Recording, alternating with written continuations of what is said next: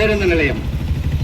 கிட்டத்தட்ட மயிலாடுதுறை மையப்பகுதியிலிருந்து 5 கிலோமீட்டர் தூரமாக அந்த பேருந்து நிலையம் திறக்கப்பட்டது. அந்த பேருந்து நிலையம் திறந்ததற்கு சரியான புறவழிச்சாலைகள் இதுவரை நிறைவேறவில்லை. ஆனால் அவசர கதியில் இங்க இருக்கக்கூடிய 2 பேருந்துகளையும் காலி செய்து பேருந்துகள் மணக்குடி செல்ல வேண்டும் என்று இந்த மாவட்ட நிர்வாகம் உடனடியாக உத்தரவிட்டுள்ளது. ஆனா மக்கள் என்ன கஷ்டப்படுறாங்க அப்படின்றத இந்த மாவட்ட நிர்வாகம் ஆய்வு செய்திருக்காங்கன்னு சொல்றாங்க. மக்களுடைய கருத்து கேட்டிருக்கேன்னு சொல்லிருக்காங்க.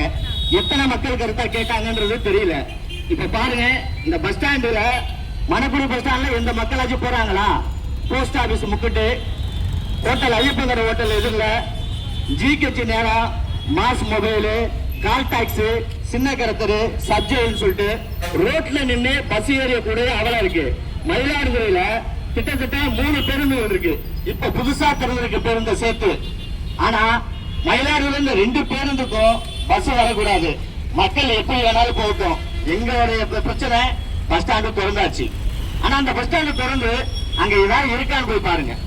பஸ் ஸ்டாண்டுல பஸ் மட்டும்தான் நிக்கும், வேற எதுவுமே கிடையாது. ஆனா கடையை ஒரு 4 கடை ஏற விட்டாங்களா உள்ளேன்னு தெரியல, ஒரு 4 கடையை உள்ள திறந்து வச்சிருக்காங்க. இந்த நகராட்சி நிர்வாகம் சீர்கேட்டு எப்படி இருக்குன்னு சொல்லி இந்த பொதுமக்களும் தெரிஞ்சுக்கணும். பஸ் போகுது, பழைய பஸ் ஸ்டாண்டுக்கு பஸ் போகுது. ஆனா மயிலாடுதுறையில மட்டும்தான் இது விதிவிலக்கா இருக்கு. புது பஸ் ஸ்டாண்ட் அங்க கட்டியாச்சுன்னு சொன்னா நேரடியா அங்க போயிடணும். அப்ப பழைய பஸ் ஸ்டாண்ட் இழுத்து மூடிட வேண்டியதுதான். அப்ப இங்க இருக்கக்கூடிய வாழ்வாதாரத்தை நம்பி இருக்கக்கூடிய ஆட்டோ தொழிலாளர்கள், தரக்கடை வியாபாரிகள், வர்த்தகர்கள் இவங்க எல்லாம் என்ன செய்வாங்கன்றத இந்த நிர்வாகம் கொஞ்ச நாச்சும் கவனத்தில் எடுத்து யோசிச்சிருந்தா இந்த நடைமுறையை பின்பற்றி இருப்பாங்க.